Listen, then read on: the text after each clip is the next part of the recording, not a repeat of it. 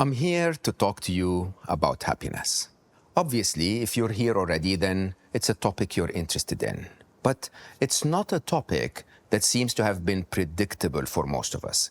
Sometimes we find happiness, sometimes we fail to find it, sometimes we're given amazing experiences and we stay still a little grumpy through them. Happiness, as per an engineering, mathematical, logical view, is highly predictable. It is so predictable that it follows a math equation. If you understand how happiness works and where unhappiness comes from, you can manage your thoughts, manage your actions, develop your skills so that happiness becomes part of every day. In this course, I will start with some of the wrong assumptions about happiness. I'll show you the predictable side of it in the happiness equation and explain to you, as per that equation, what happiness truly is, what is fun and pleasure and joy, and what is unhappiness.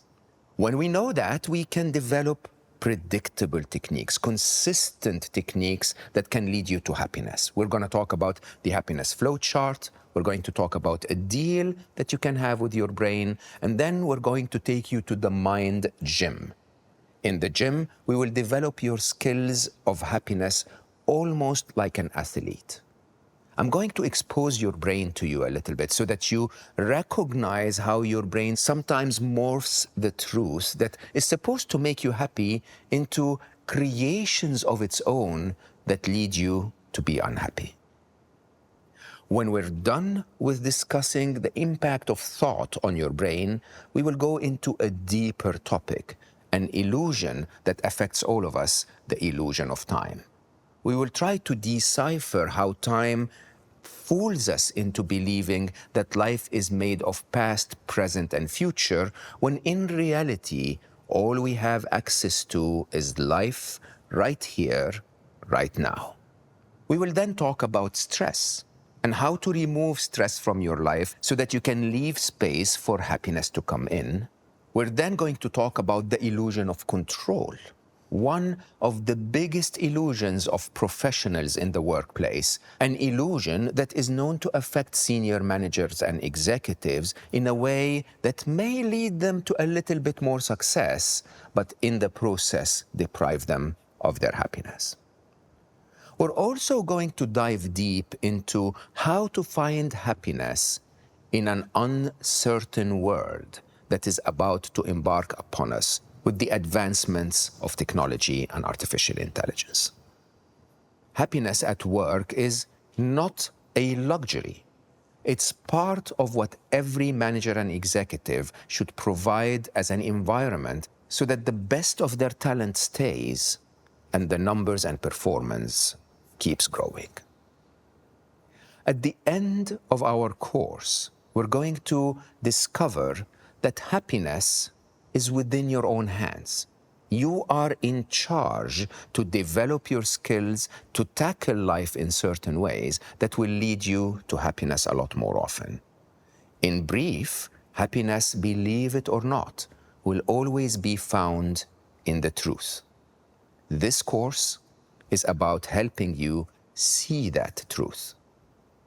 I'm Mo Gawdat, and this is my BBC Maestro course on happiness.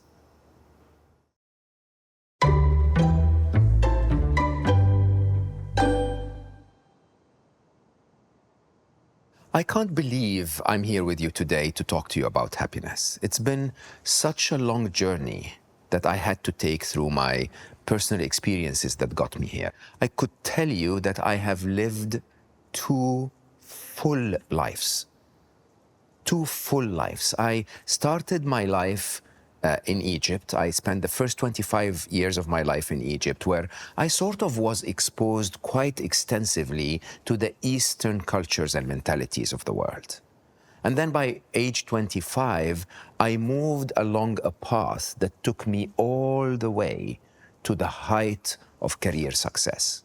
At the end of that path, I was the chief business officer of Google X. having spent 12 years at Google, started half of Google's businesses worldwide, and eventually ended up responsible for integrating the innovation arm of Google with the whole world.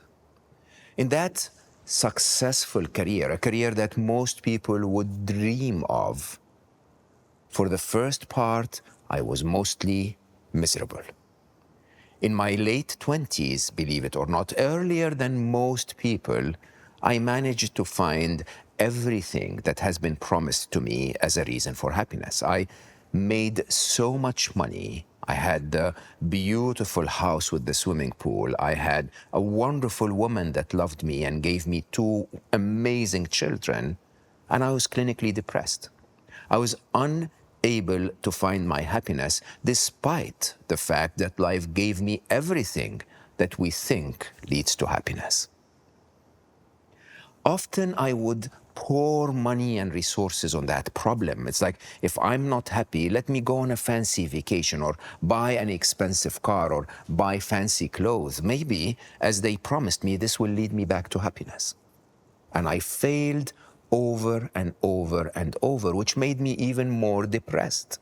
Because if I can't solve it with all of those resources, how can I solve it? One morning on a Saturday, the grumpy old me was reading an email or looking at an analysis report of a stock or something as my little daughter walked into the room excited about all of the things that we were going to do that day. She was bubbling with life. She was so excited about doing this and then going to get popcorn and cotton candy. And I looked at her as the grumpy old me and I said, "Can we please be serious for a minute?" What serious? She was 5 years old. I saw with my own eyes as my daughter's heart broke. I remember it vividly until today that I locked my room and I looked in the mirror and I hated the person that I saw. My unhappiness was not just affecting me, it was affecting those that I loved the most. When I made that realization, I decided I did not want to be that person anymore. All of the success, all of the blessings in life, and I stayed grumpy and I hurt those that I loved. And so I went out and did the only thing I know. I read every book I could get my hands on. I watched every documentary. I attended courses. I attempted to find the path to happiness, and I failed over and over. I failed because the language in which those courses, those books was written, was not the language that my highly mathematical, physics-oriented, computer science-oriented brain was willing to accept. Anytime someone told me to meditate, I would go like, "Why? Explain to me how the machine works before you tell me how to use it." That stubbornness took me 4 years until I found my first clue to happiness. An equation, believe it or not, that actually describes how happiness behaves. An equation that informed a model that became my lifestyle, my savior back to happiness. Throughout that journey, I had a stronger mind, if you want, than a heart. My heart was my wonderful son, Ali. Ali was born a tiny little Zen monk. He knew happiness instinctively. He rarely ever cried, and whenever he spoke so much wisdom that even I, the older, more successful father, had to sit and listen. When Ali was 16, I remember vividly that I told one of my best friends, "When I grow older, I want to become like Ali." This boy would sit and listen to me as I tried to explain my findings in equations and logic and understanding of how happiness works. And he would entertain me. He would smile and say, "Oh, that's very interesting, Papa." And he would ask me a couple of questions as if he's interested. I knew he was entertaining me, but I felt so proud. And then eventually he would say, "Well, you could have just asked me. I mean, we humans with the heart, this is how we see it." And he would explain happiness to me, to my logical brain, the way the heart sees it. Together, we brought that model of happiness that worked for me first, and then as I shared it with all my loved ones, with my friends, with my colleagues at work, it worked for them too. It took me 12 years from the moment I broke my daughter's heart to the moment where I found myself happy, regardless of what life threw my way. But then when I got there, it seems that life had another plan. Life tested my ability to find happiness with perhaps the hardest test a loving father could ever face. When Ali was 21, he was this tall, handsome, beautiful, wise, loving young man, the pride, the true pride of a father. He called us, he at the time was studying in Boston, and he said, "I feel obliged to come and visit you before I start my US tour." He was the bass guitarist of a reasonably successful band at the time. Of course, we loved him so much. Aya, my daughter, was visiting too, so we said, "Absolutely, we'll buy you tickets. Please come and visit us." 4 days after Ali arrived, he had a belly pain, an appendix that was inflamed. And we took him to a hospital. They prescribed an appendectomy, a very simple operation that would normally take 4 to 5 minutes. And sadly, in the case of Ali, there were mistakes made, 5 mistakes in a row. And within 4 hours, due to predictable human error that wasn't fixed properly, we lost Ali. After the best hug of my life, the highlight of my life, right before he went into the operating room, 4 hours later, I felt that everything was taken away from me. If you've ever hugged Ali once, I promise you, you wouldn't blame me if I had closed my door and hit my head against the wall until the day I left this world. But I didn't. Somehow, a couple of days after Ali left, my daughter came to my room and said, "Papa, Ali had a dream that he only told me about. And that dream was that he was everywhere and part of everyone." As I think about that now and I remember all of the spiritual development I've had since then, I realize that in many spiritual teachings, everywhere and part of everyone is the definition of death. To leave, to depart from the limitations of your physical form and be free to be anywhere in space-time. He had that dream, and then he told Aya, "I felt so good that I didn't want to be back in my body."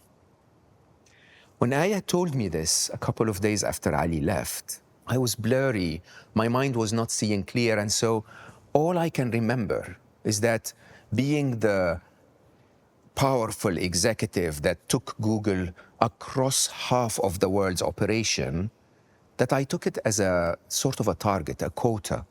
I remember saying, as soon as Aya said this, I said, "Habibi, consider it done. I'll make you everywhere and part of everyone. I know how to reach billions of people."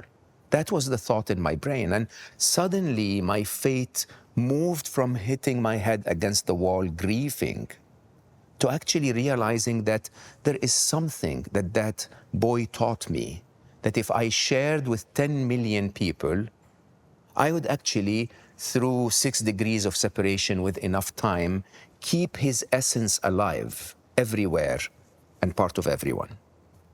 And so 17 days after Ali died, I sat down to write about the most unusual topic for a grieving father. I sat down to write about happiness. I wrote a book that was called Solve for Happy, and Solve for Happy was translated into 33 languages, almost as if the universe wants Ali to be everywhere and a part of everyone. 33 languages, bestseller in many of them, and in no time at all, within around 8 weeks from the release of the book, my videos were going viral all over the internet, 187 million views, where 10 million happy was quickly achieved. At that time, I realized that my first life as a Google executive was just preparing me, leading me into this life. And in this life, over the last few years, I wrote more books, about happiness, about artificial intelligence and the future of humanity in the age of the rise of the machines. How can we find our own happiness with so much uncertainty and progress? I started a podcast, Slow Mo, which became top rated across the globe in the happiness and well-being space. All of it has been my effort to fulfill my upgraded mission when we've achieved 10 million happy, to reach 1 billion people before I leave this life with a message of happiness that drives them to find their own happiness, a mission that I called 1 billion happy. My effort today is to share with you what I've learned about happiness, hopefully to make you one of the 1 billion. But promise me, if I teach you something today that will make you a little happier, to become part of the mission by sharing it with others. Teach 2 people, tell them to come and learn so that they tell 2 people who will tell 2 people, and within no time at all, that movement will spread and we will reach 1 billion happy. If there is one mission that our world needs most today, it's a mission of happiness. We live in a world of uncertainty and constant challenges, despite the progress that humanity made. You've arrived here because you know that this is your priority. Help me make this a priority for others. Help me reach 1 billion happy.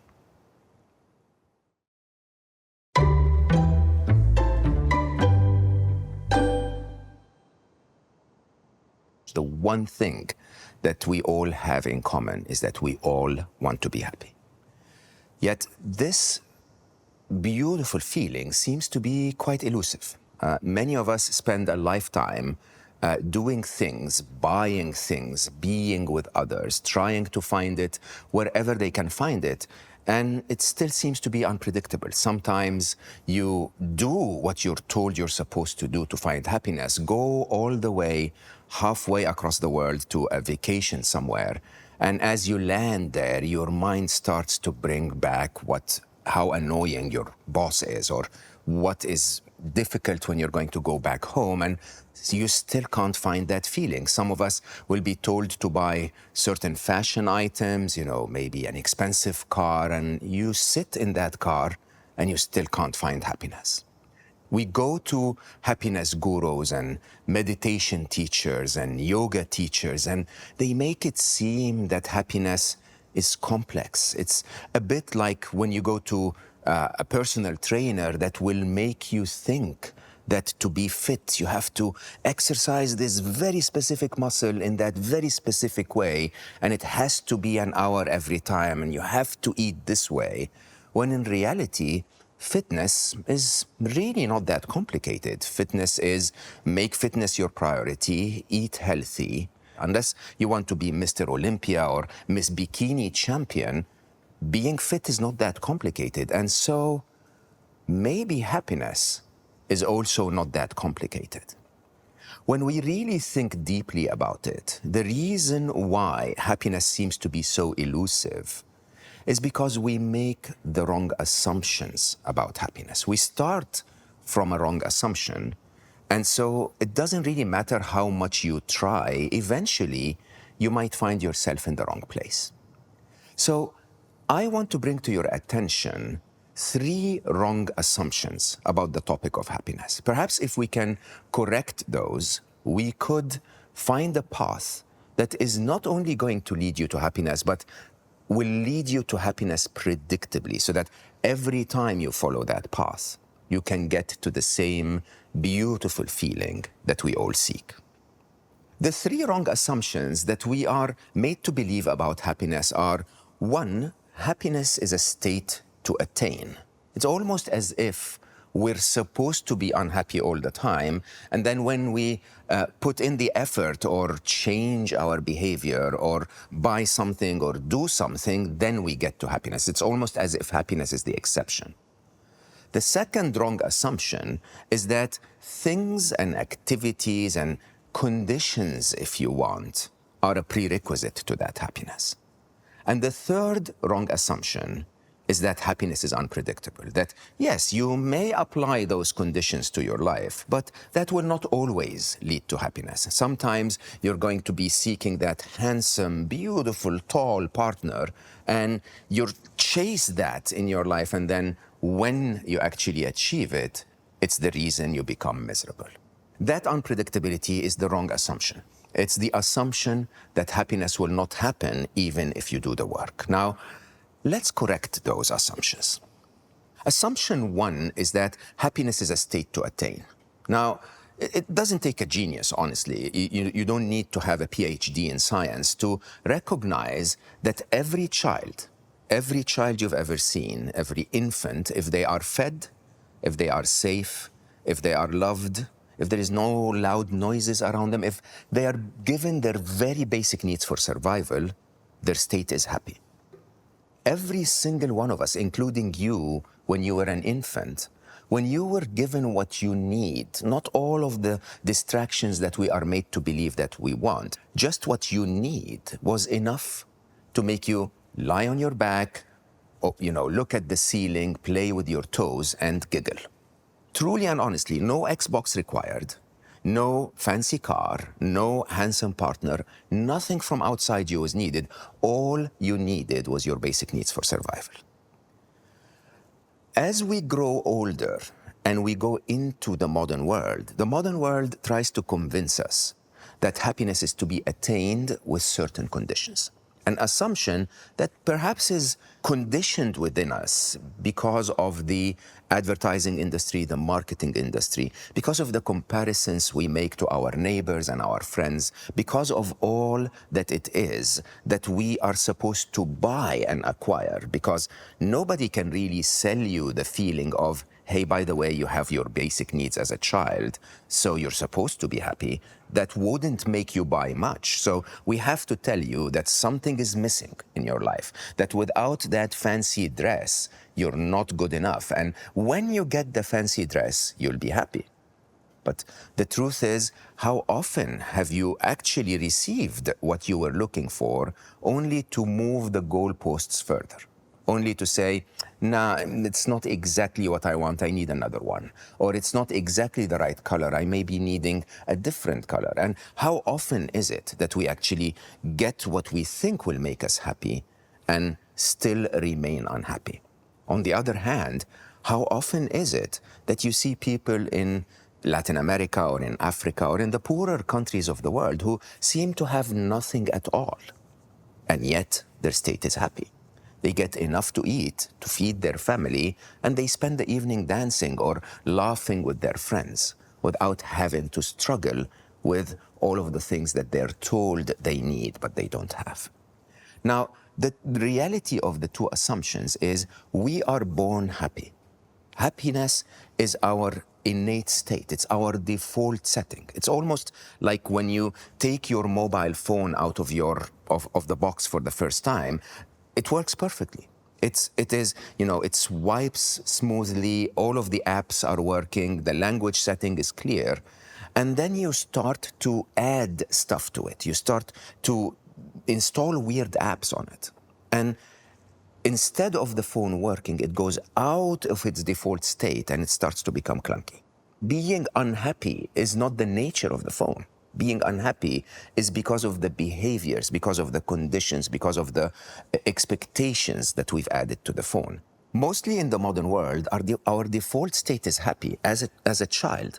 And then we go out of that default state because we're seeking other things. And as humans, we're told in the modern world that success is more important than happiness. So we go out there and we seek success. And we're capable beings. When you seek success, you do the things that will lead you to success, and you may achieve success or strive to achieve it, and as a result, you lose happiness. The default is being happy. Now, look back at that child. That child is only happy when it has its basic needs for survival, when its basic needs are met. But so many of us will say, oh, but the child fusses and cries. And of course, if you've ever raised a child, you know that there are times when they cry and they're unhappy about life as it seems. And of course they do, but they do when there is a reason for unhappiness. The correction of assumption two is that happiness is not to be acquired by all of those things. Happiness is simply the absence of unhappiness.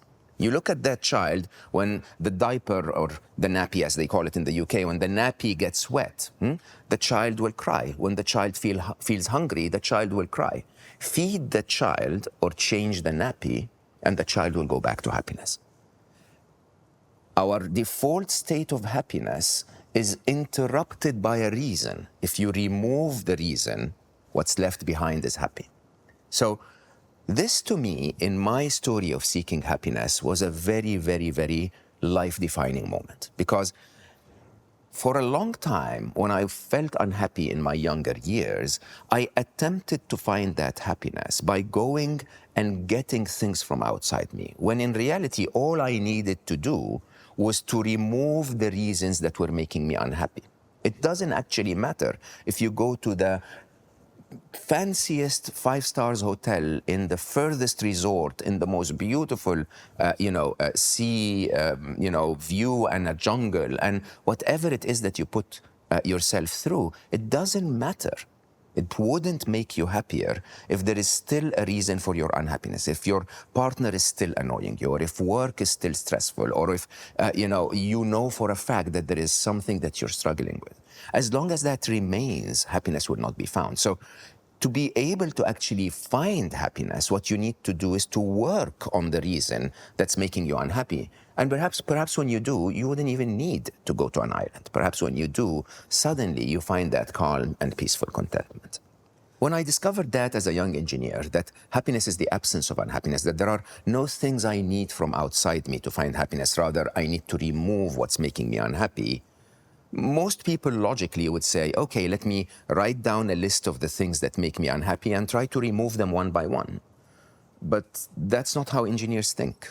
I know it sounds crazy, but at the time as a software engineer, I told myself, okay, I not only need to remove the things that are making me unhappy, I need to find out what triggers those things. I need to find out if there is an algorithm that actually delivers those reasons.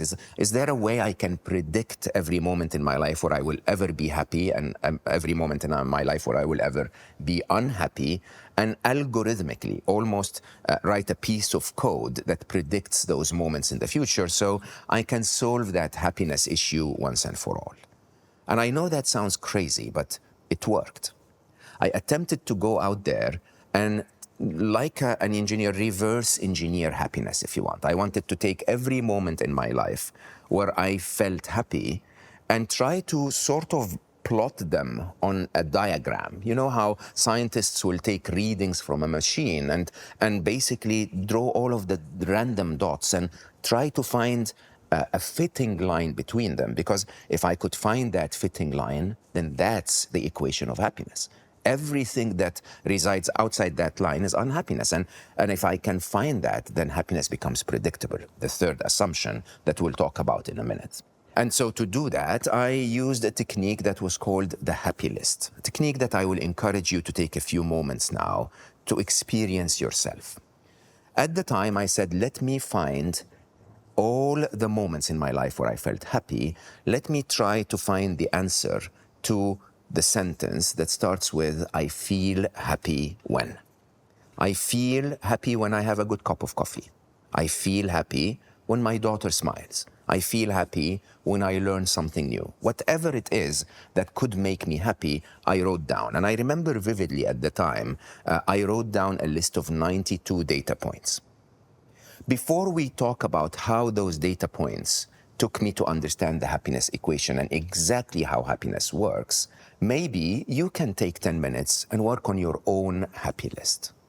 If you're here to watch a Maestro class about happiness, then by definition you want to be happy, and it's actually quite surprising if you don't know what makes you happy in the first place. Perhaps the first step to find happiness is to write down what makes you happy. So take 10 minutes now, set a timer, paper and pen, and scribble down as many points in your life where you feel happy. Any answer to the statement, I feel happy when. When you come back, we'll talk about some amazing discoveries about that happy list and also show you how that happy list provides us with the information we need to understand how predictable happiness is through its happiness equation.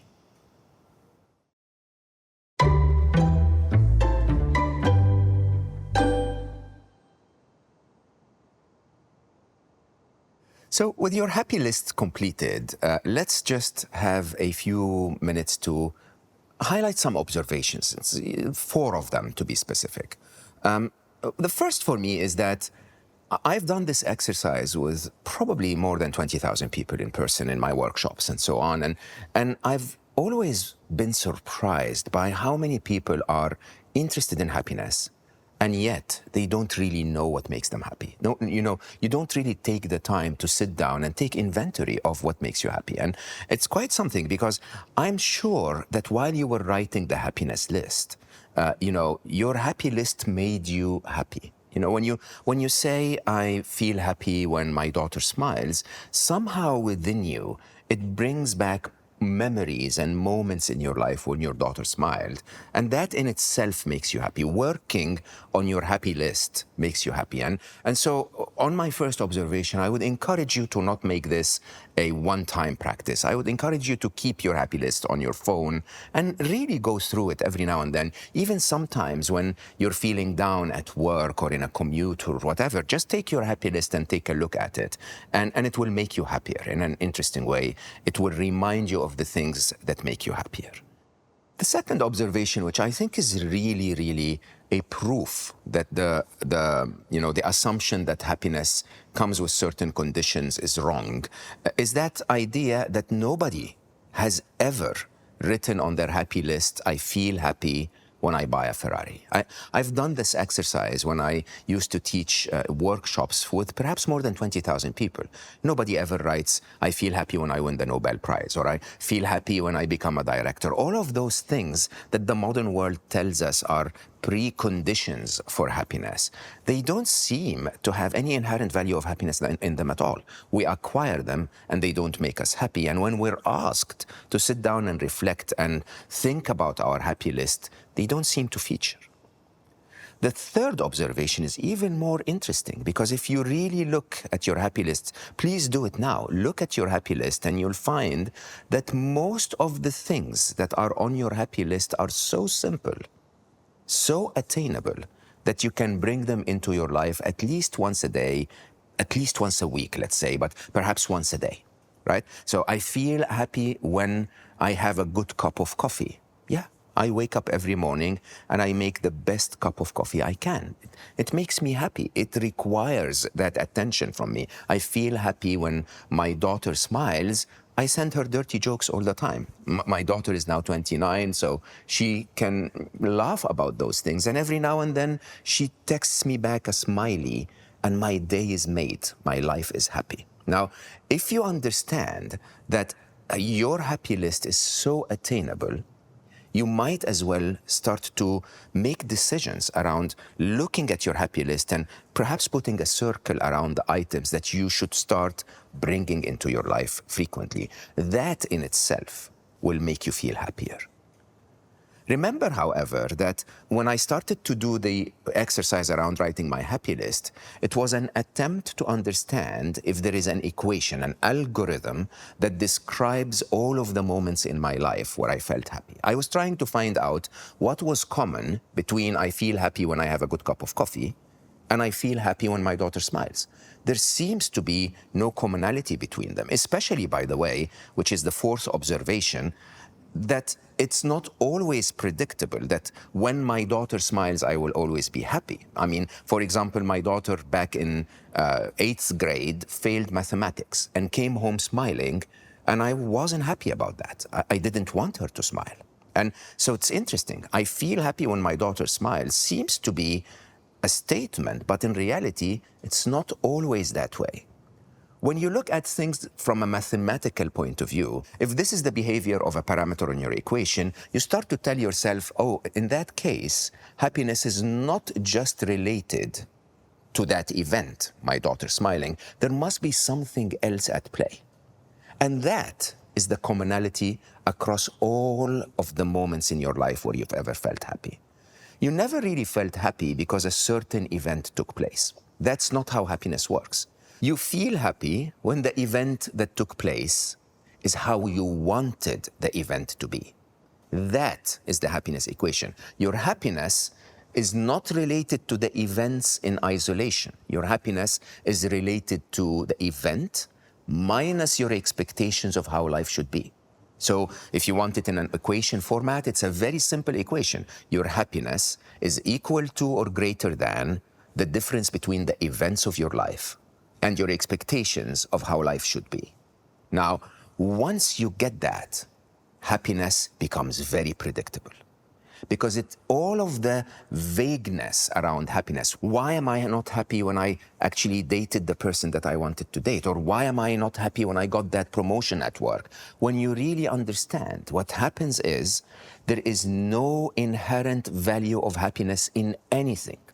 Rain does not always make you happy and does not always make you unhappy. Rain makes you happy if you want to water your plants or if it's your ex-boyfriend's wedding. You're very happy about rain in that situation. But if it's your wedding or if you want to sunbathe, rain will make you unhappy. It's a comparison between the event, rain, and how you want life to be. Events minus expectations, events minus expectations. Now, believe it or not, if you look at the human brain is capable of solving that equation by comparing the events that it perceives with the expectations of how it wishes life will be up to 60,000 times a day. Believe it or not. Now, those 60,000 times, not necessarily 60, but it will do this at every change of context. We may think that our brains are made to innovate and create iPhones, but at the very, very basic function of our brains, they're constantly solving that equation. Since this video started, you may have looked at every change of context. You sat down and you asked yourself, is this chair comfortable? Is it hurting my back? If it is, comfortable, then events meet expectations, you're okay with the chair. If it isn't, events miss expectations and you're a little concerned about what will happen, right? If you look at me and go like, oh, black t-shirt, bald guy, what do I have to learn from this guy? Does that make you happy or unhappy? Do I waste an hour on him or do I not, right? And then you start to get engaged a little, you compare again and you say, oh, that's interesting, the happy list bit, and so on. Every change of context, we compare events to expectations. If life seems to give us what we want, we're happy. If life seems to miss what we want, we're unhappy. Now, with that in mind, let's get into assumption number 3, which is, why did we think that happiness was unpredictable when it follows such an accurate algorithmic approach? It's because we define happiness wrong. In the modern world that we live in, we mix happiness up with fun, with pleasure, with joyful experiences, and we think that those are happiness when they are not. So let's do this as an engineer would do. Let's define happiness and define all of the other derivatives so that you know the difference between them. Happiness, as per the happiness equation, is events meet or beat your expectations. If events meet or beat your expectations, life is going your way, and accordingly, your brain has nothing to complain about. So you return back to your default state as a child, and your default state as a child is happiness.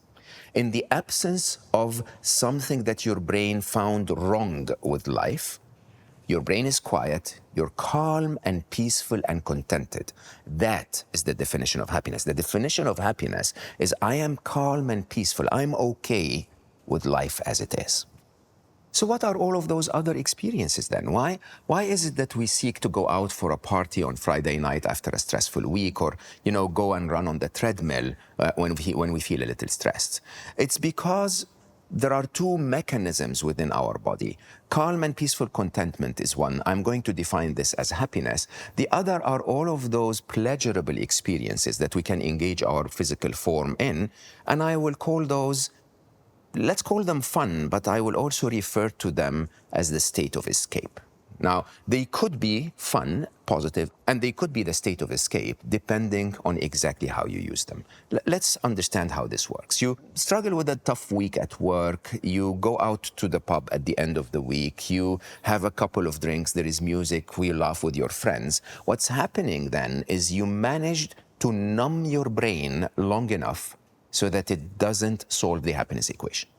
When you're engaged in that conversation with your friends, you're not thinking about how annoying your boss is.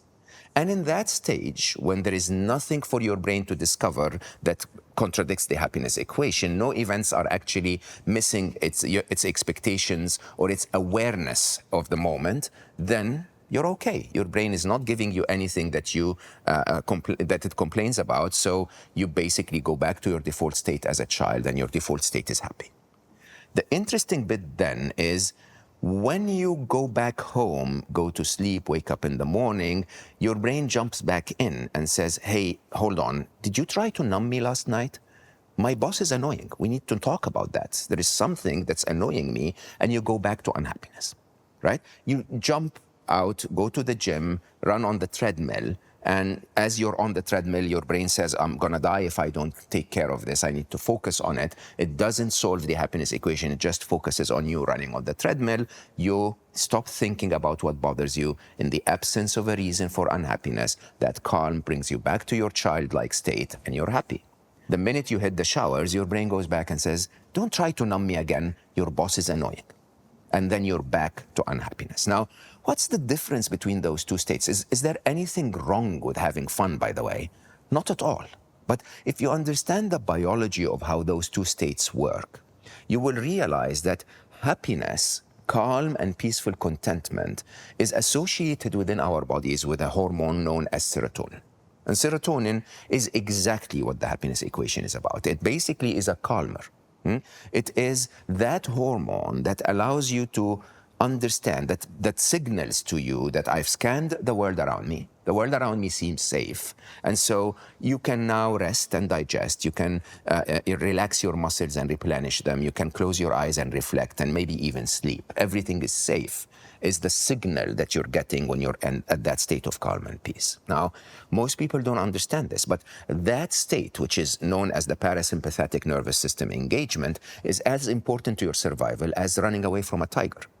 Because if you're stressed all the time and you're constantly unhappy about life, you're in a superpower kind of human state, but at the same time, you're switching off your liver function, you're switching off your kidney function, you're switching off everything that you don't need to use in the case of a stressful situation. And over the long term, this is why many of us become ill as a result of stress and unhappiness. It's because we're constantly engaged in a state that is stressed, the sympathetic nervous system engagement, and as a result, we're not able to reflect and relax and rest and do all of those bodily functions. Now, when you go and have fun, when you engage in something that makes your body feel joy in a way that numbs your brain long enough so that you don't solve your happiness equation, the hormone that is secreted in your body is dopamine. And dopamine is very different. Dopamine is a reward hormone. It's not a happiness hormone. It's an excitatory that basically signals to you, I think there is value in what you're doing here. Let's do more of it. I like it. Now, the problem with dopamine is that the more dopamine you have in your blood, the more your brain receptors downregulate. So you don't actually sense dopamine the same way anymore. If it takes you 100 units of dopamine, let's simplify. If it takes you 100 units of dopamine to feel that reward the first time, your brain will say, okay, the norm now is 100. I need 110 next time. And then I need 120. And so this is why you find that people who are highly dependent on fun to find their state of happiness are actually almost addicted to dopamine. If going to a party does not cut it anymore, they'll go to a wilder party. If running on the treadmill does not numb their brain anymore, they'll jump out of an aeroplane and do extreme sports. Now, there is nothing inherently wrong with dopamine. As a matter of fact, all of those positive experiences are wonderful. The thing is, I use fun as intended. The problem with our modern world is that we use fun as a state of escape. we have troubles that are not enabling us to find that calm and peace. And so instead of attending to those troubles, we go to the party. And when we go to the party, we are using dopamine, we're using fun as a painkiller. It's like having a headache, and instead of finding out the reasons for the symptoms that are headaches, we actually try to numb the headache by popping a couple of pills. Eventually, like with dopamine, the effects wear out, and you need to pop a couple of pills more, and then a couple more. And you go from normal strength to extra strength to maximum strength.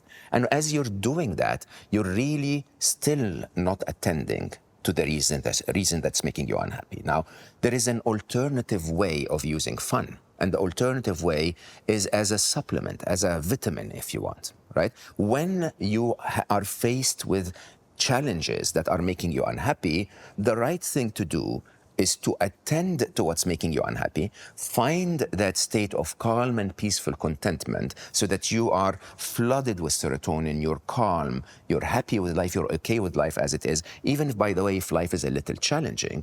And then add fun and pleasure and joy as a supplement to remind you that life is okay and enjoyable.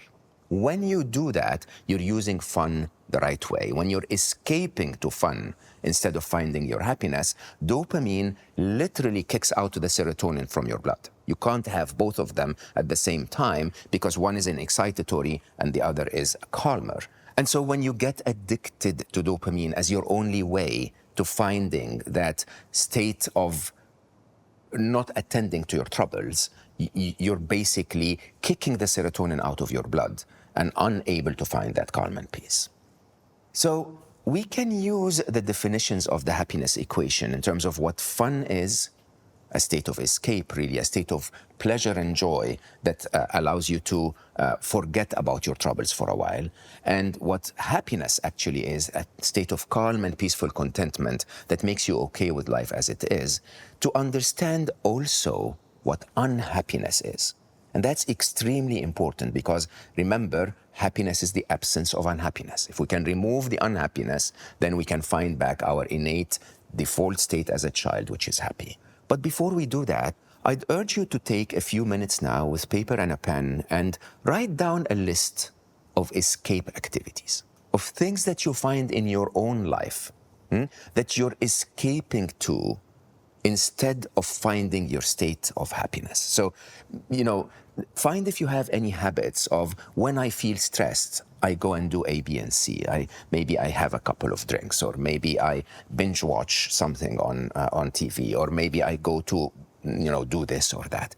Write those down so that you can observe them, so that when you look at them as escape methodologies, we learn together how to replace them with calm and peaceful methodologies. For now, let's write down your escape list. And when you come back, we'll talk about what unhappiness is.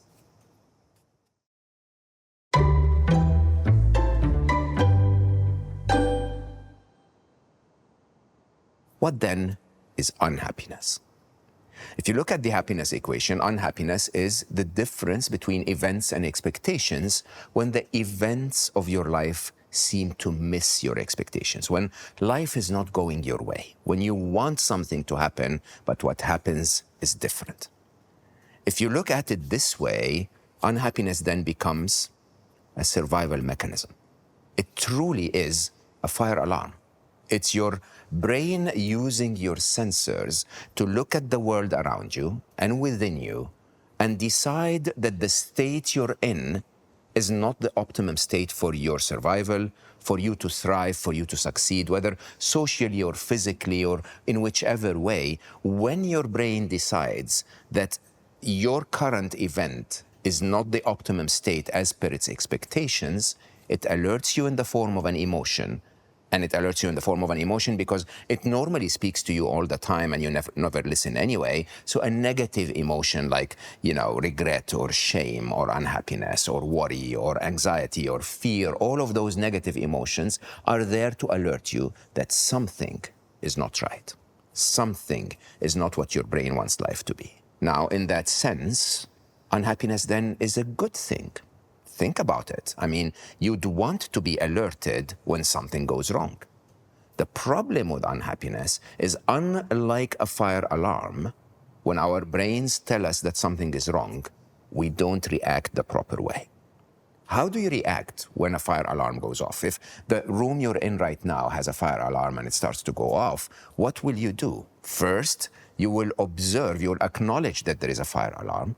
You will leave the room. You will verify if there is a fire. You will take action. That is not what we do with unhappiness.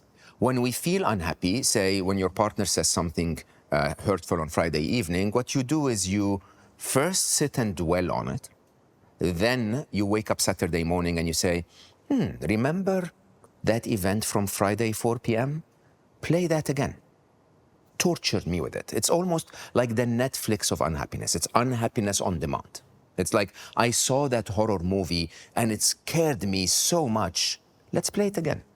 On Sunday, you become the director. You add more drama to the movie. Oh, it must be because he or she doesn't love me anymore. On Tuesday, you say it's because I'm bored. And that means on Wednesday, I'm going to spend the rest of my life alone. When you really think about it, there is a very big difference between the event that triggered your negative feeling and all of that suffering you've built for days, weeks, and sometimes for a lifetime afterwards, which is not the event at all. The event happened and it ended. You got the fire alarm so that you do something about it, but instead of doing something about it, you dwell on it and dwell on it and dwell on it with only one benefit, which is for you to suffer. How intelligent is that? How intelligent is it that if a fire alarm goes off and then it's finally silent, you take your lighter and put it against it so that it makes the noise again and torture you? Why do we do that? We do that because there is a very big difference between pain and suffering. And when you really understand, pain comes from outside you. Pain is an event that is imposed on you. You cut your finger, and the reason why you are feeling the pain is because something changed, something affected you. But when you look at biological pain, there is no way whatsoever that you can actually remember how you felt when you cut your finger when you were 6 years old. When the reason for your pain goes away, the pain goes away. As soon as your finger heals to the point where you don't need protection anymore, you don't feel the pain anymore. That's not the case with mental pain, emotional pain. Mental pain and emotional pain are states where you have the ability, the ingenuity of humanity to regenerate the pain over and over.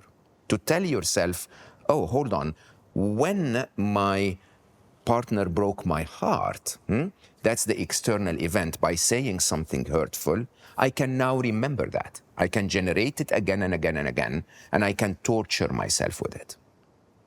As you do that, you forget the main reason why you're doing that. The main reason you're doing that is like a fire alarm, like a survival mechanism. Your brain is unable to accept the situation. It doesn't think that this event meets its expectations, so it wants you to do something about it. Now, in all of that, by the way, your brain is not your enemy. As a matter of fact, those feelings are generated within you because your brain wants what's good for you. It wants you to do the right thing so that you get rid of the reason for the pain, and so life becomes better. Life meets its expectations. The reason why it regenerates pain on demand is because we don't respond to what it's telling us.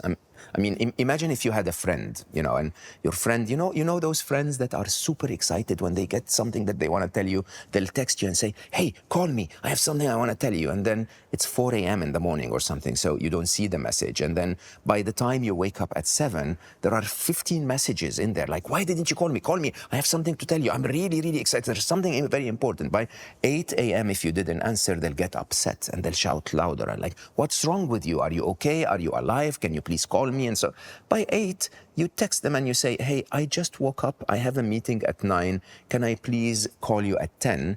And they'll go like, yeah, 10 is okay. And they'll shut up. Not even the act of calling them, just the promise that you will call them will calm them down.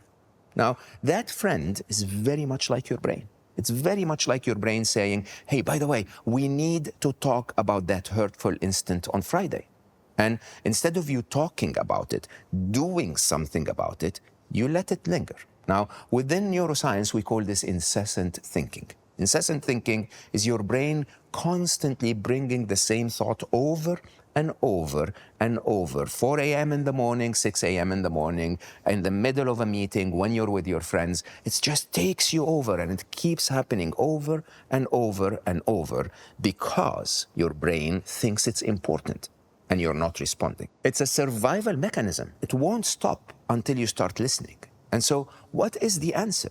The answer is to stop the incessant thinking and do deliberate thoughts, deliberate thinking that is attempting to solve the problem, attempting to make things better, or at least attempting to acknowledge that you heard what your brain is saying so that your brain can move on and say, okay, we're going to talk about this later. I have a friend of mine that literally talks to her brain when her brain brings up topics that are annoying her in the middle of the day, and she will say, okay, brain, I heard you. We're going to talk about that at 6 p.m.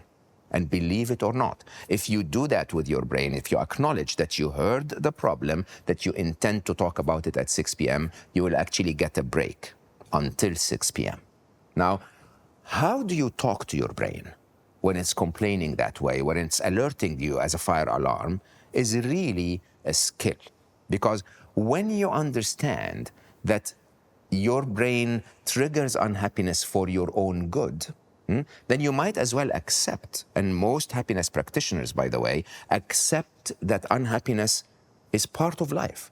That if you're not feeling unhappy or concerned or worried sometimes every now and then, that you should actually think to yourself, am I not observing the world around me properly? Is there something that I'm missing? But at the same time, when you talk to those happiness practitioners and ask them, is it okay to feel unhappy? They'll say, yes, sure. It's okay to feel unhappy, but it's not okay to linger in unhappiness. It's not okay to turn the pain into suffering. Now, we're going to talk about a technique that I call the happiness flow chart. Because since I started to use that technique, my unhappiness, most of the time, not all of the time, sometimes, of course, deep issues may trigger me to feel unhappy for an hour or a day or maybe a few days at a time. But most of the time, most of my unhappiness will disappear when I use that technique within 7 seconds. 7 seconds from the moment I feel unhappy to the moment I find my happiness again. I call this the happiness flow chart. Yes, as an engineer, I tend to build a process for everything.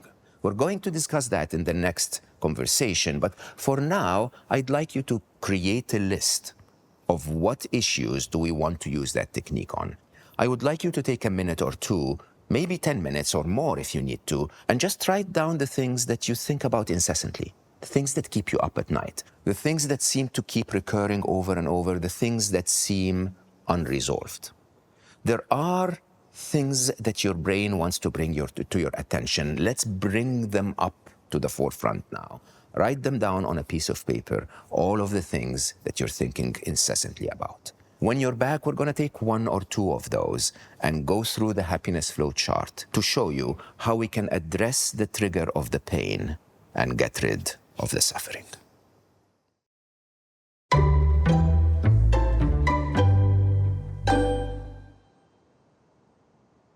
If unhappiness and all of those other negative emotions are just a survival mechanism, they're your brain's response to the happiness equation, comparing events to expectations, realizing that the event doesn't meet your brain's expectations of an optimum place for survival and thriving, if you want, and so alerting you in the form of an emotion, then perhaps by responding to that kind of survival mechanism, by actually addressing it like we would address a fire alarm in a systemic way, maybe then we can take the unhappiness away.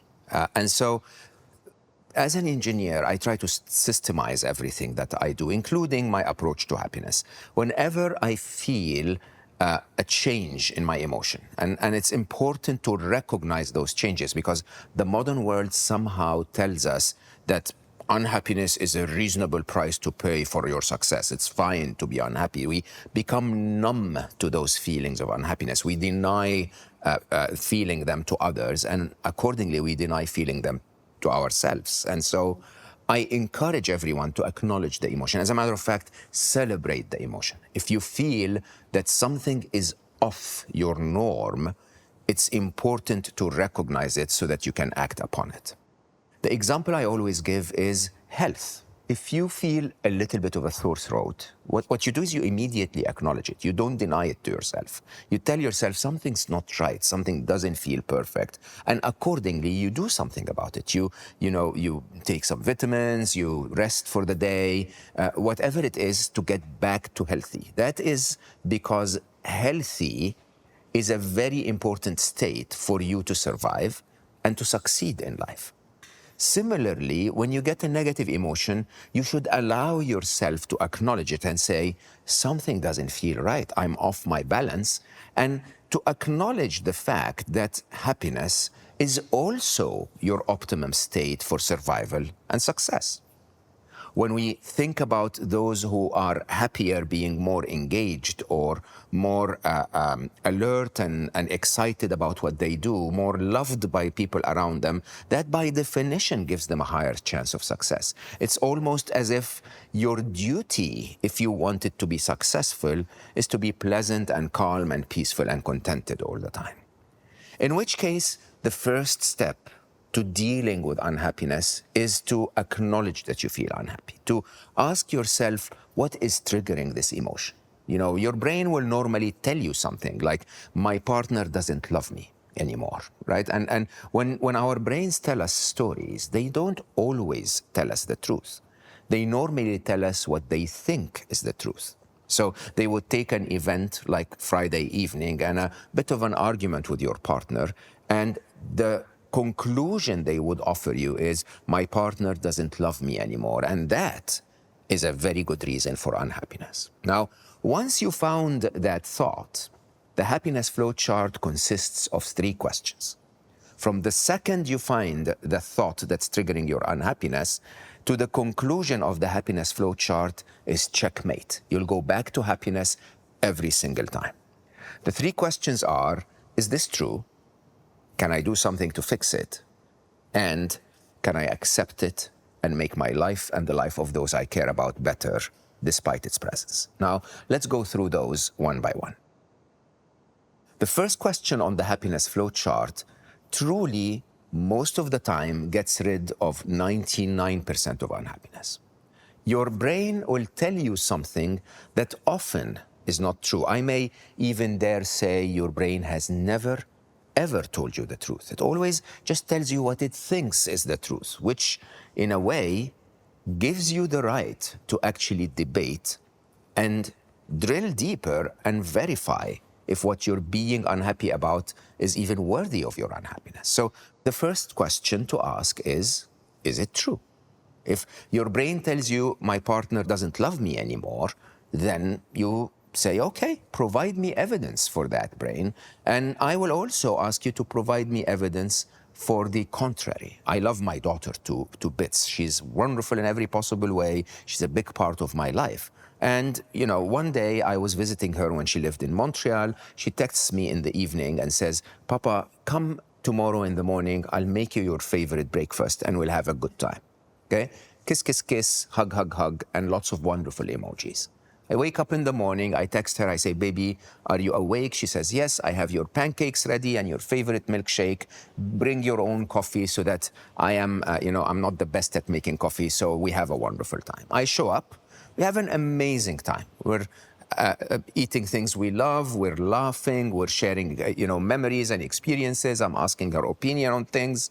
And then comes a topic around, is it good for the world to have tens of millions of songs on Spotify, or is it not? Silly question, really. For her as an artist, this is a wonderful enablement of creativity. For me, as a happiness expert, I think too much choice sometimes gets in our way to find happiness. And so we have a bit of an argument. And it happens with your loved ones. You argue sometimes. And so it gets a bit heated. I walk out of her apartment and I say, baby, I'm going to go get another coffee, calm down, and then we can talk about this. As I walk out, my brain tells me, Aya doesn't love you anymore.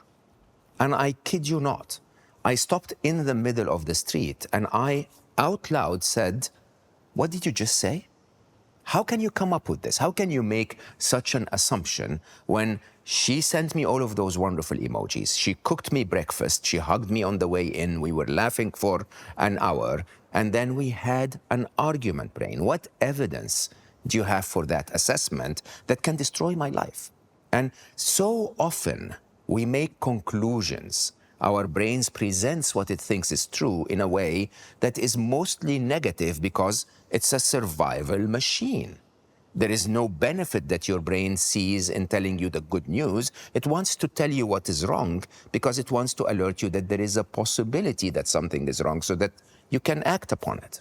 Now, when I asked my brain, how can you say that? My brain honestly was like, no, hold on. I'm sorry. I didn't mean that. I mean, like, there is something wrong. Can we please talk about it? Now, the problem is this.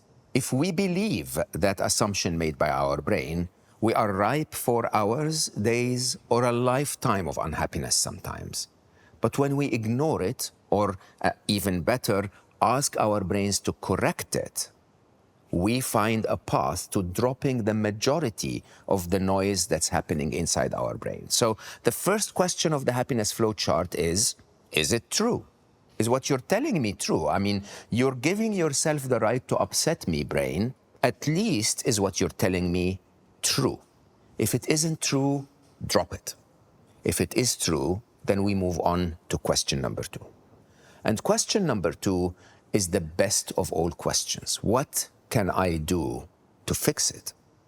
I mean, think about it. Your brain is alerting you that something is wrong, that events are not meeting expectations because it expects you to engage and make things better. So what is the answer? The answer is, how can I fix the situation? What can I do to fix it? Think of sometimes economic crisis or market changes or whatever are making your business struggle a little bit. So your brain will tell you something like, our business in the next quarter is going to struggle because of A, B, or C. Now, you take that through the first filter. Is it true?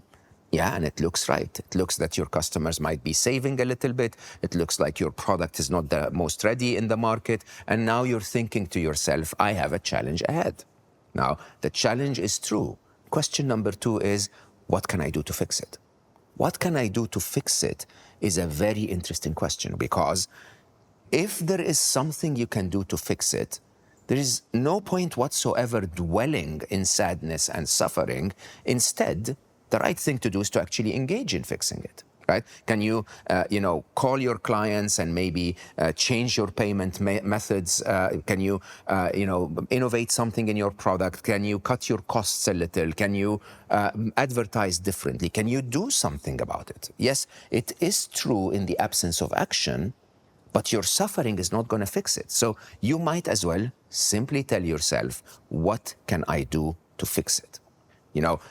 A simpler example, because maybe the first example doesn't apply to everyone. You're stuck in traffic and you think you should arrive at 6 p.m. or you wish you would arrive at 6 p.m. But now that you're stuck in traffic, it looks like it's going to be 10 past 6. You can do one of two things. You can either suffer the entire way, tell yourself that you should have planned better, tell yourself that you're the unluckiest person in the world and that the world is against you to get you stuck in traffic, or simply pick up your phone and look at, maybe Google Maps or something and see if there is a way you can get out of it. Is there a way where you can maybe get out of the car that you're in and just take the, public transport and it will get you there faster? Can you, maybe get out of the car and walk and it would get you there faster? If there is something to do to fix it, do it. Because once you start fixing it, 2 things happen. First, you're no longer caught in incessant thoughts because you're now away from that, default mode network thinking, and you're into problem-solving thinking. And as you're problem-solving, you're no longer suffering, you're actually engaged. But even better, if you manage to fix it, the problem itself will go away, so your brain will stop alerting you that something is wrong. So question number 2 is, the minute you feel that your brain is making you suffer because of something that is true, is to say, can I fix it? If you can, go ahead and do it. At least plan to do it.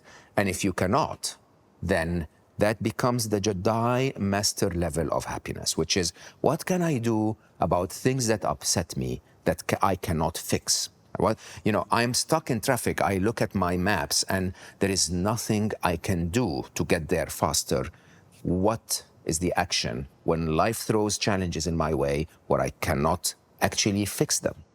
And the answer is found in question number 3. Can I accept the event as it is and do whatever it is that I can to make things better despite its presence? So with question number 3, your brain moves from the only state of happiness is a state where life gives me exactly what I want, and if it doesn't, I'll fix it so that it gives me what I want, to what can I want that is better than where I am now, okay? That might not exactly be what I wanted in the first place, but that actually makes my life better. Now, the traffic example is simple, huh? So you're stuck in traffic, you cannot find a way to get there faster. Pick up the phone, call the person that's waiting for you and tell them, I'm really sorry, I'm stuck in traffic. I'm 10 minutes late. Should I, continue? Would you be okay to wait for me? By the way, no disrespect at all. Or would you like us to reschedule? When you've done that, you've taken a situation that you couldn't fix. You cannot take the traffic away, but then you made your life and the life of the person waiting for you better as a result. And those go all the way to even the deepest of unhappiness. And I say that, and I'll share with you my personal story, because I think it really, really matters to understand that life is bound to throw challenges your way that are actually not fixable. It's part of the design of life itself that some things will not go your way. Now, of course, the example for me was my son. And when my son left our world, unexpectedly, medical error, at a time where he was at his prime. This is the time where a father is proudest of his child. And death has a finality to it. There's nothing you can do to bring him back. The challenge with death is that when you lose someone you love, they're gone.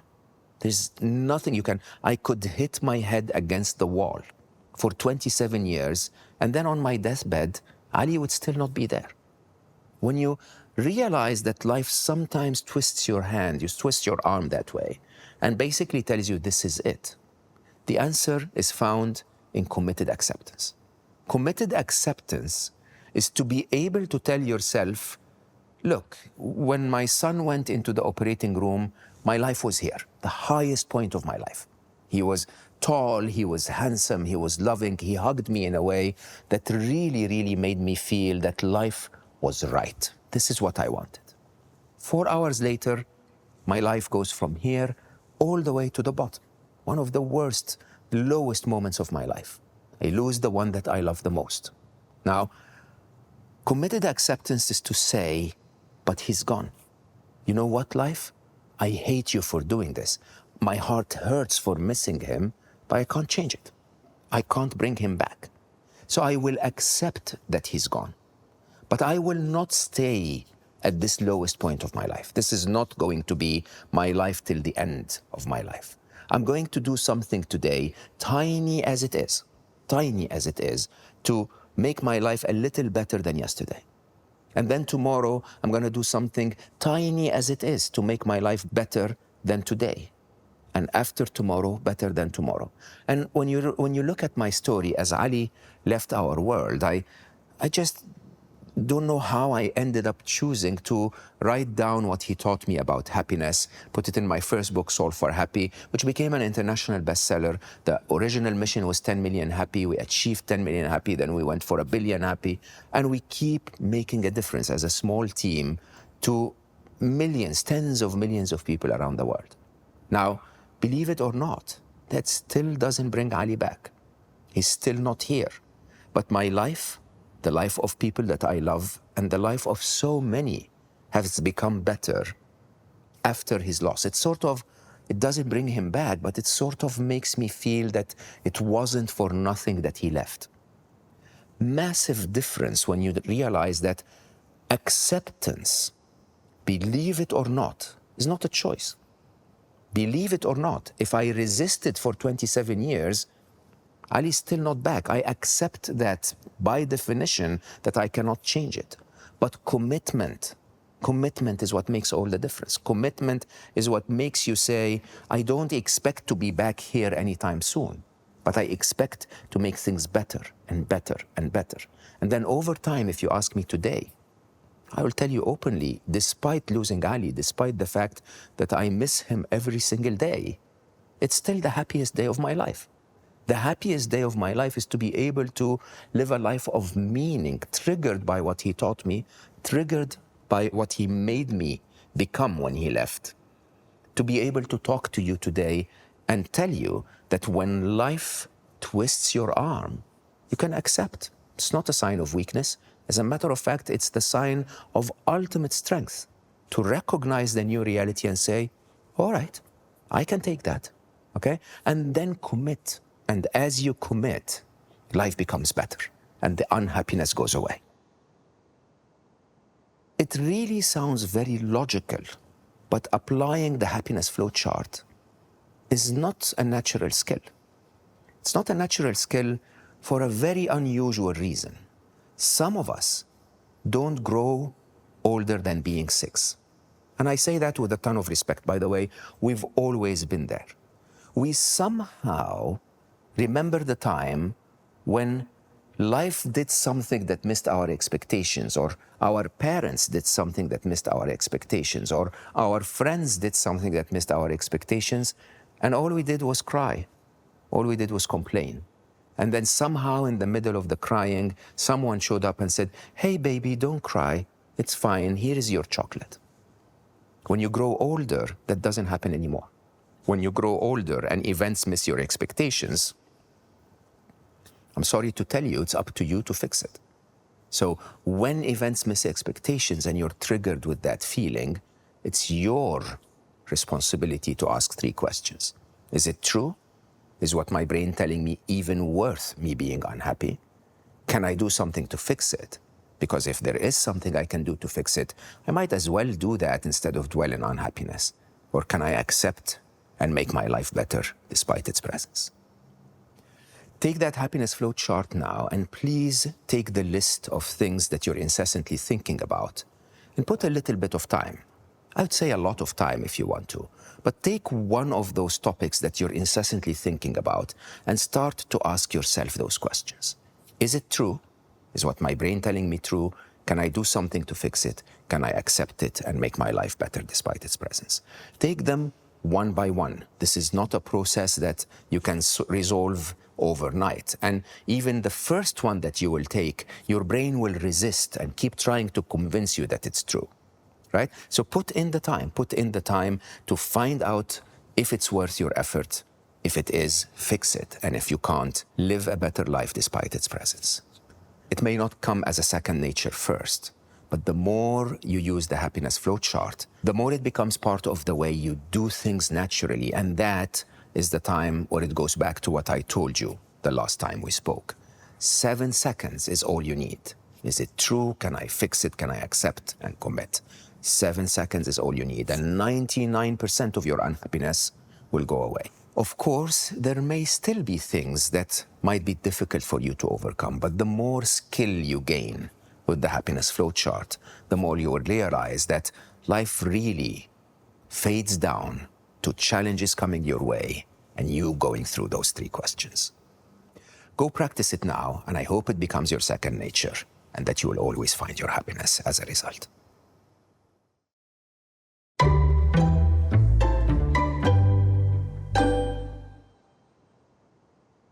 The more you get used to using the happiness flow chart to find happiness, the more you recognize something quite interesting. You go through the happiness flow chart and often change your mindset, change your emotion, when nothing in the real world might actually have changed at all. You may go and say, what can I do to fix it? And decide on a plan on what you're going to do, but you haven't really executed the plan yet. You haven't really fixed it yet. The world hasn't changed yet. And somehow your unhappiness goes away. I mean, think about it. Even if you use the thought to change the situation, Without that thinking process, you would have remained unhappy. I want to dedicate our conversation this time to understanding thought, understanding how thought gets us to where we end up being unhappy, being regretful, being shameful, but more interestingly, how to deal with thought, how to make thought your ally rather than the reason for your unhappiness. And so I want to start with a bit of an exercise. I call this the blank brain test. It's going to take us maybe a total of 5 to 10 minutes, but it will solidify within you the impact that thought has on your unhappiness. To do that exercise, I want you to first take a few seconds to maybe close your eyes, cleanse your palate, of thoughts. Just try to lose any attachment to any thought that you have right now. And then I want you, and I apologize for asking you to do that, to actually think about something that upsets you. The exercise is made of 2 steps that need to be done concurrently. The first is to think of something that upsets you. Think of it so deeply that you get that feeling of anger or shame or sadness. Feel it within you. And then when you're done with that, we will show you here on the screen. We'll give you 10, 15 seconds to find that feeling. And then we will show you here on the screen some falling circles that are falling on the screen. You don't have to worry about all of the colors other than white. I need you to count the number of white balls that will show up on the screen. At the end of the exercise, success will be that you actually count the number of white balls on the screen, and 2, that you remain unhappy. You stay within that negative feeling that you managed to trigger with remembering that event. So let's do this together now. Close your eyes, take a few seconds to cleanse your palate, then now think of something that makes you unhappy.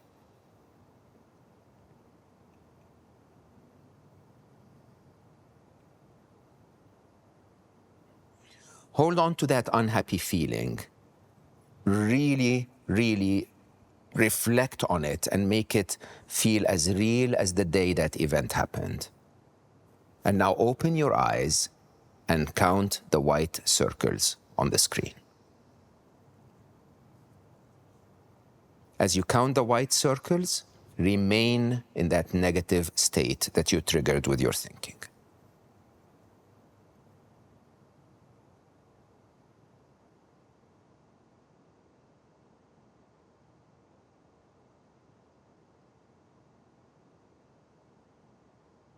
All right, so if you are like all of us humans, you came out of this exercise with one of 2 things. Either you managed to stay unhappy by focusing on that event that triggers your sadness, but failed to count the white balls, or you actually counted the white balls, but somehow ended up not being able to remain unhappy. This is very typical for most of us because most of us are unable to do 2 things at the same time. We can either focus on counting the white circles or white balls, or we can focus on the thought that was triggering the unhappiness. Now, when you really think about this exercise in depth, this exercise was what we refer to as a full cycle simulation. A full cycle simulation is if I want to reverse engineer a machine, I take it from one extreme of its operation all the way to the other extreme and then back. That way, I can see a full simulation of how the machine works. So your mental machine was in a good place. We were sitting here, we were chatting about unhappiness and happiness, and you were paying attention. Nothing was really triggering your unhappiness. Let's call this T0, the moment at T1, before anything started. T1 is a moment where I told you to focus on something that makes you unhappy, and your brain, within seconds, you tell your brain, bring me something that makes me unhappy, and your brain jumps on the opportunities. Like, I have 200 of those to tell you about. Which one should I pick? When I got you there, that was the other extreme of your state of happiness and unhappiness. I got you to that other extreme, and then I simply distracted you by showing you white circles on the screen. When I show you white circles on the screen, what I actually did is I stopped your brain from focusing on that thought that was triggering your unhappiness. Now, I have a couple of questions to ask you. Has anything in the real world actually changed between T0 and T1? I mean, let's think that you picked the example of my boss doesn't want to give me the promotion I want. So that triggered your unhappiness. Was that not true at T0? Was it not true at T2? Your boss didn't want to give you the job at T0, just as much as he or she didn't want to give you the job at T1, just as much as he or she still doesn't want to give you the job at T2, which really triggers the most important question. Honestly, what's the only thing that changed between T0 and T1? The only thing is you started to think. Your unhappiness was not the result of an event that just popped out of nowhere into your life at T1. The only thing that happened at T1 and made you unhappy is that you started thinking. The minute I distracted you with white circles on the screen, you stopped thinking. And as a result, you went back to happiness. You went back to a calm and peaceful contentment. The topic of your boss is not on your mind anymore. Which tells you one thing that is extremely important about happiness, that it is not the event of your life that makes you unhappy. It's your thoughts that make you unhappy. In the absence of negative thoughts, there is no feeling of unhappiness within you.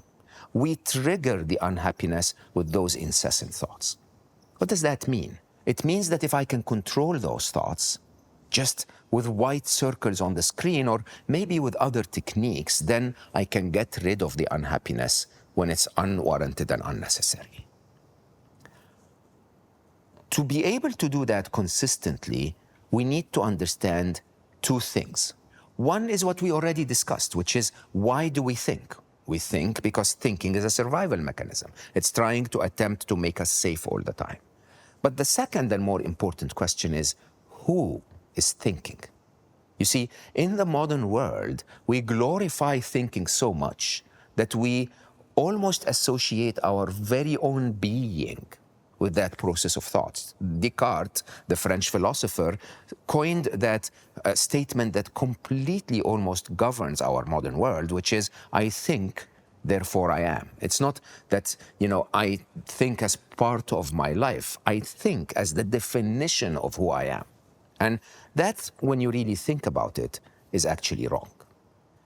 Back in 1920, a Russian Nobel Prize winner, Lev Vygotsky, was actually awarded the Nobel Prize for the research that he did on what he used to call the internal dialogue. He observed that when we are thinking inside our head, we actually move our voice boxes a little bit, or ever so slightly, just in the same way that we do when we speak out loud. In his mind and his theory, he attempted to say that when we are children, the first way we understand the world is by using words. So we start to narrate the world to our parents. We say, oh, this is a plane, and this is milk, and this is... And we keep doing this until it becomes awkward. And when it becomes awkward, we internalize that dialogue within our heads and continue to narrate the world to ourselves in the form of words. MIT, back in 2007, did a study that was extremely supportive of that argument and very, very clear in its understanding. They put participants in MRI machines and they gave them word puzzles. And as they gave the participant a puzzle, they could observe the problem-solving areas of their brain lighting up for as many seconds as needed to solve the problem. And then, interestingly, the problem areas of the brain would stop lighting up, would stop firing, and then the verbal association area of the brain, the one that I use to speak to you out loud right now, would start to fire up for up to 8 seconds, and then the participant would know the answer.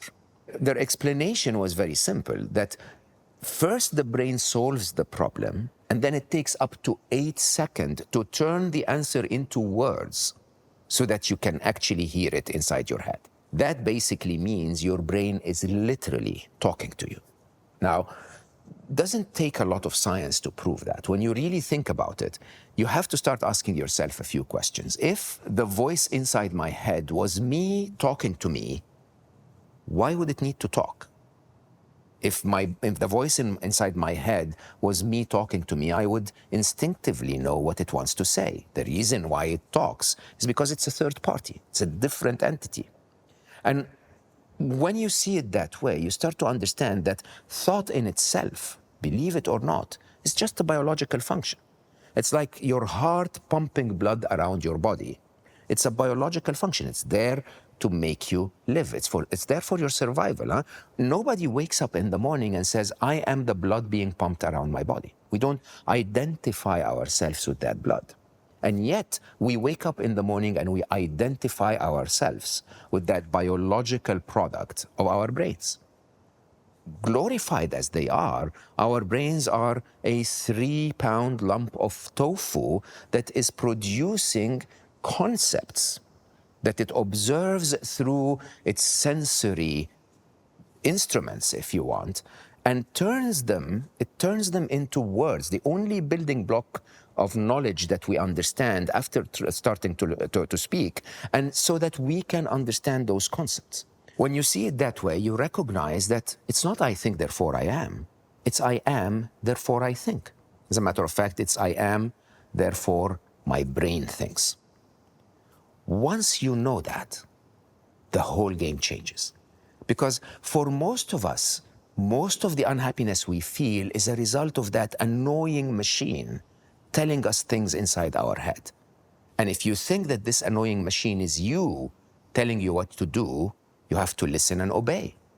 But once you create that separation, that the voice inside my head is a third party, it's even not a full third party, it's just a biological function that acts like a third party, you can suddenly create that separation, which means you don't have to obey. You don't have to identify yourself with it. If your brain tells you a thought that's naughty, that doesn't make you naughty. If your brain tells you, to do something, you don't have to listen to it. As a matter of fact, you don't even have to agree. You can simply go back to that brain and say, give me evidence otherwise, right? You can actually not even listen. You can tell it to shut the F up. Simply, you can tell your brain, I don't want to talk about this topic. And when you create that separation, suddenly thoughts become within your control. I call my brain Becky, and I do that deliberately to create that image of a third party, as a third person. And, it was a funny story because when I explained that separation between me and my brain to a friend of mine, a week later we were having coffee and she said something really, not reasonable. And I said, where did that come from? And she said, Becky told me. And I was like, who's Becky? And she said, Becky, my brain. And I said, why'd you call her Becky? And she said, because Becky was the most annoying girl in school. The one that always told me things that made me feel unhappy about myself. So I borrowed that approach because now when my Becky tells me something annoying, I can simply say, Becky, prove it. Becky, I don't like it. Becky, I disagree. Becky, I'm not going to do this. Okay? Or Becky, go bring me a better thought. And I think being able to tell your brain to bring you a better thought is the absolute game changer. It's that separation of, I'm not going to do what I'm told unless it actually makes sense. When your brain presents you a thought, you are in control. Now, most people will say, but that's not always the case, Mo. When I'm upset, and my Becky brain is talking to me about something, I'm not really within, control. My brain is in control. And I say, yeah, remember the time when you were upset about something, you dwelled on it all through your commute to work, and then you arrive at work, and your boss says, where's the report I asked for yesterday? What do? You normally will put everything down. You'll tell your brain, okay, we're not going to talk about this anymore. Where's that report? You're capable of doing it. Nobody's ever told asked their brains to tell their right arm to go up. And then the brain said, no, I'm going to move my left foot. Your brain does exactly what you tell it to do, but you have to tell it to behave in the right way. You are the boss.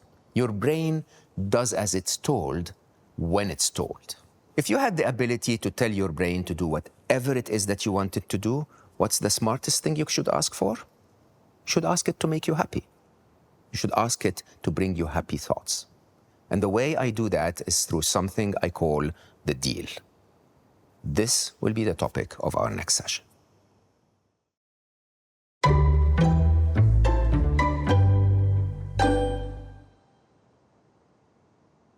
It's the thought, not the event, that makes us unhappy. If you can change the thought, most of the time you'll change your state from unhappiness back to happiness and calm and peace. So if you can do that, and we can do that, we can actually tell our brains what to do. What should we tell our brains to do? We should tell them to bring us thoughts that will make us happy. Now, I summarize that in my relationship with Becky, with my brain, in a very simple agreement. Believe it or not, just to have fun with it, I drafted that agreement and pretended to sign it and let Becky sign it as well, my brain. And so the agreement is very straightforward. Not all thought is bad. Sometimes when you listen to a meditation teacher that will urge you to control your thoughts, to bring your brain down to calm by observing your breathing, you may wrongly think that the exercise of meditation is against the idea of thinking. It's not. Meditation is an exercise that trains your brain to come down to calm, so that when you need to bring it down to calm, so that you can actually analyze a problem or work on a topic, that you have the ability to do that. It's the exercise of trying to give you the capability to bring your brain back to calm. But meditation in no way actually advocates that we should not think. If thinking is positive, then think away. Think as much as you can. As a matter of fact, I always will say, if thinking is good for you, it's not making you unhappy, it's solving your problem, it's making your life better, then think as fast as you can. Now, how do you make sure, though, that you are thinking thoughts that are good for you? The deal is very straightforward. My brain is allowed to think only one of two types of thoughts. It can think a joyful thought or a useful thought. Every other thought is not allowed. And by having that clarity in my deal with my Becky, I am allowed at many, many intervals in our relationship, when she brings me a thought that is actually making me suffer, or when my brain starts to talk about something that's useless to me, I can actually tell Becky and say, bring me a better thought. We have a deal, and the deal is joyful thoughts and useful thoughts. Let's take an example of each of those. When my son Ali went to the hospital to have a very simple surgical operation, it was an appendix inflammation that basically took his life. The first thought that came to my brain after Ali died is one that stems very much from being a parent. And the ego, the role of a parent, is to protect his children. And so the immediate thought that my brain launched into is, you failed your role. You should not have taken him to that hospital. You should not have taken him to that hospital. That's a thought that can torture me for the rest of my life.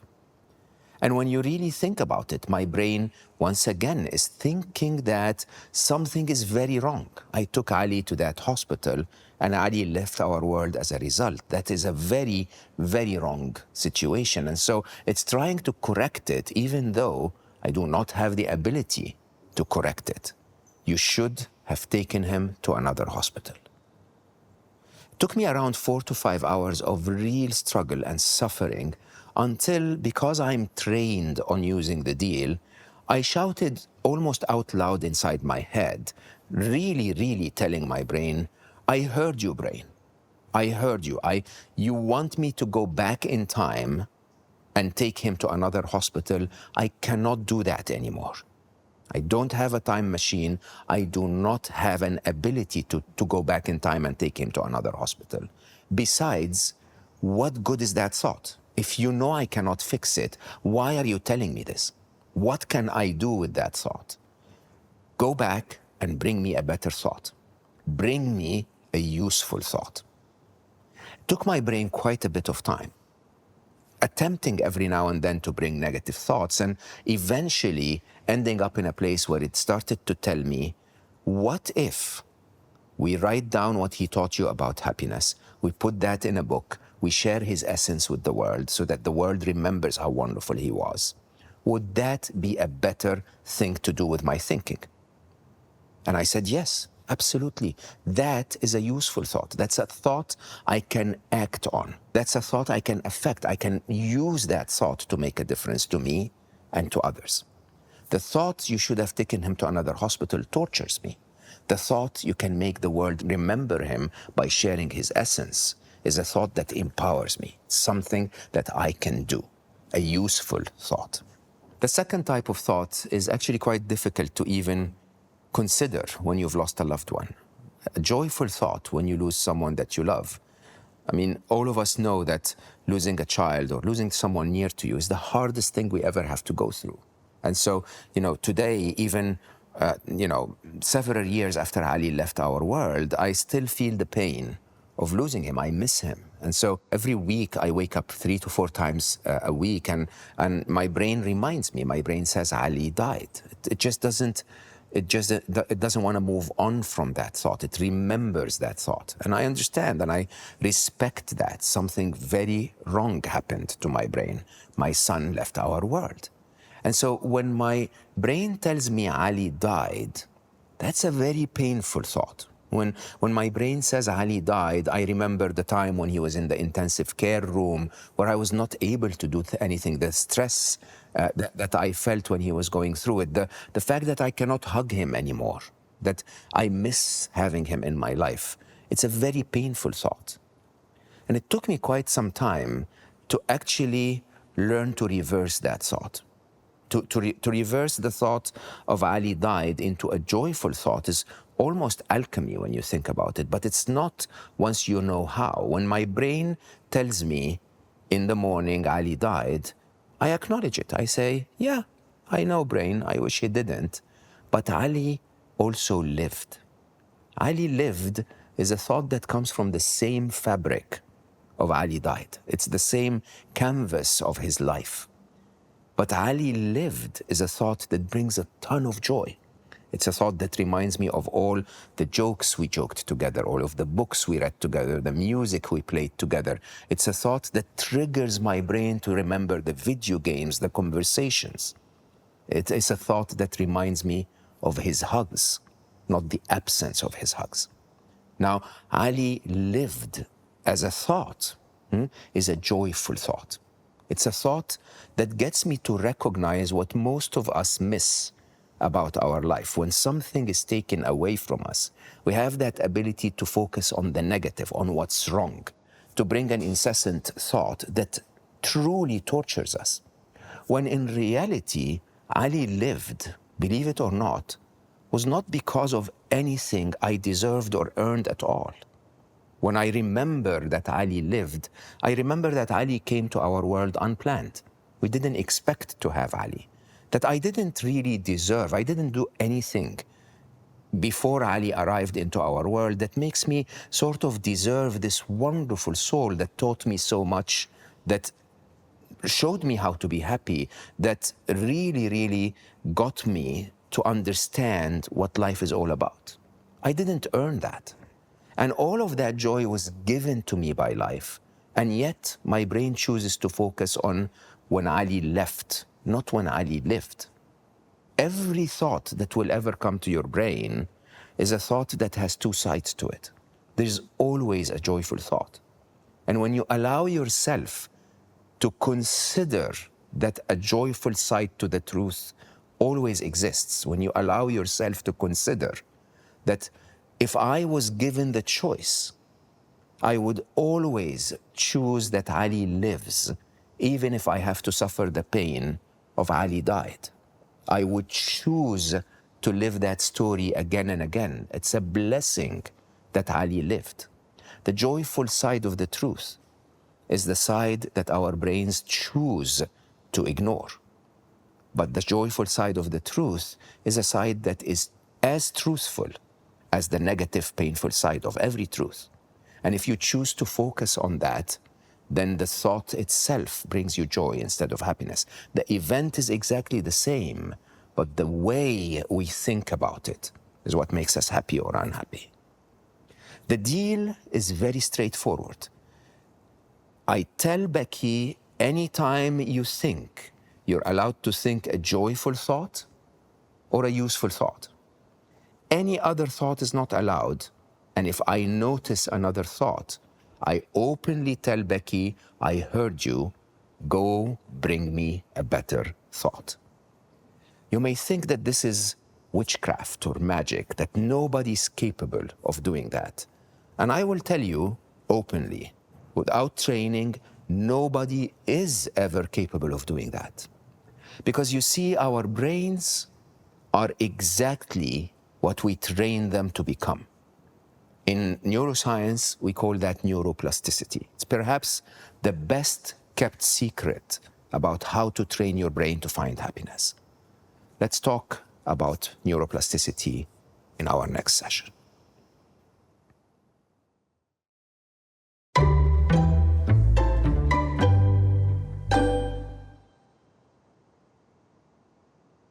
So you hear me talk about things like the happiness flow chart and the deal and other techniques we will discuss in this conversation, and I make them look simple. And, sometimes people tell me, that doesn't sound right. These are, difficult habits that one needs to develop. And I agree, they are neither simple nor are they difficult.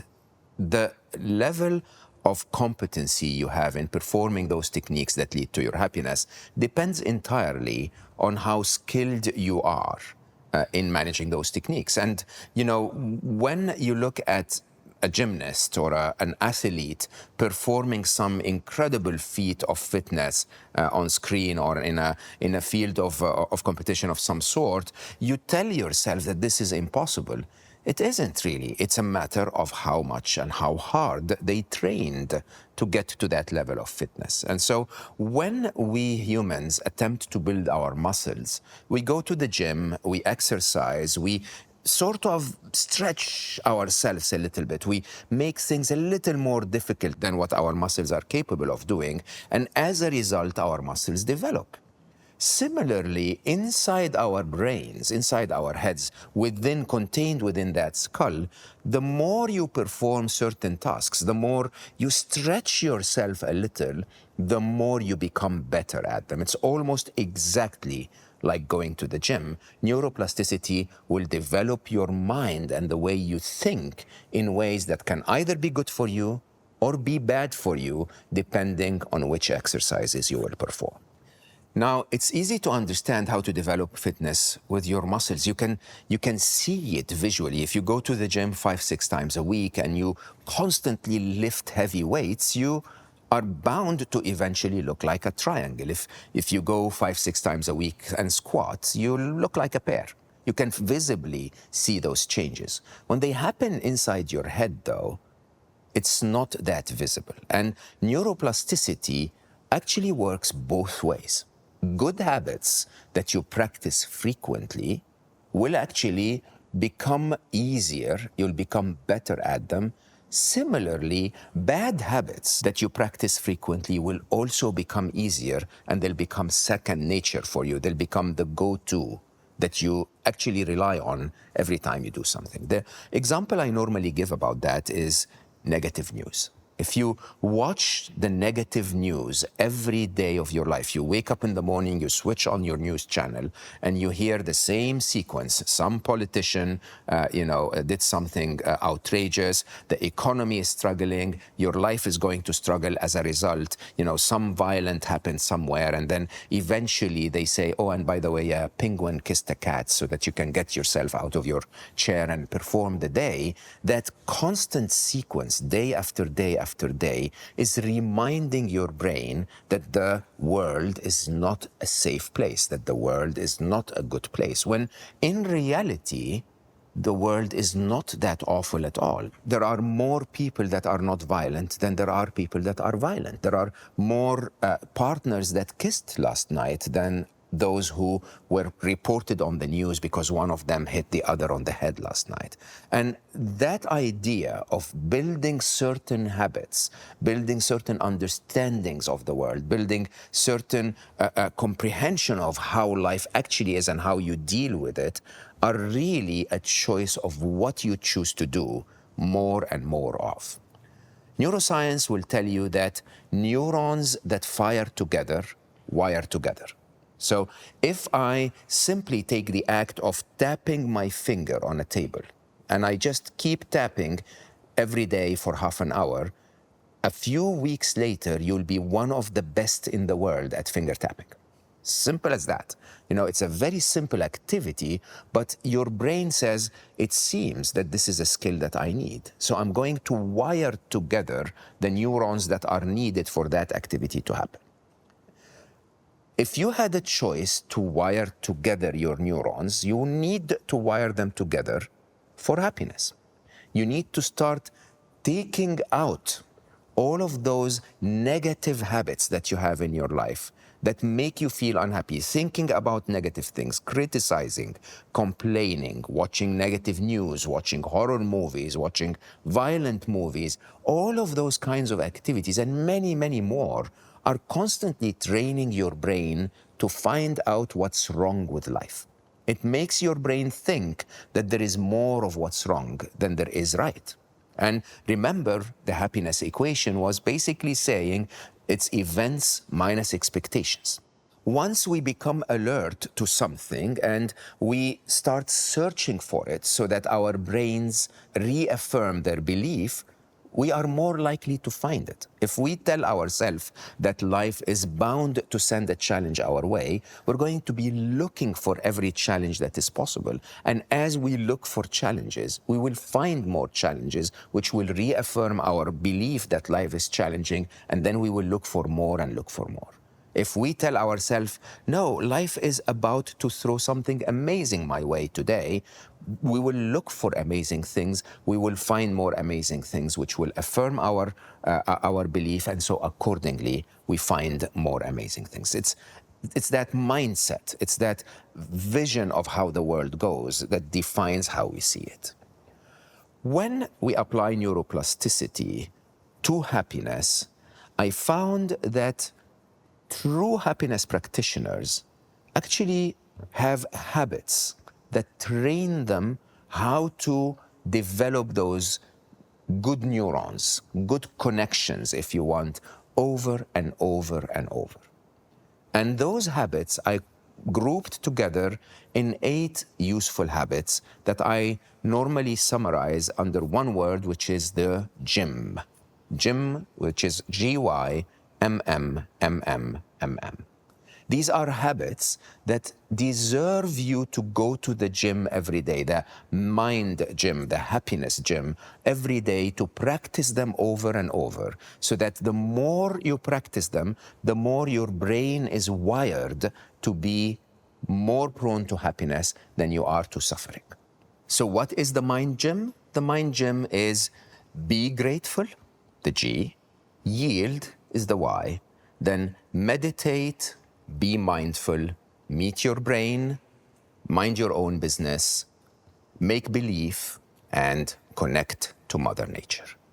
Let me take you through those and give you some tips so that you become your own personal trainer. Take yourself to the mind gym and become more wired for happiness.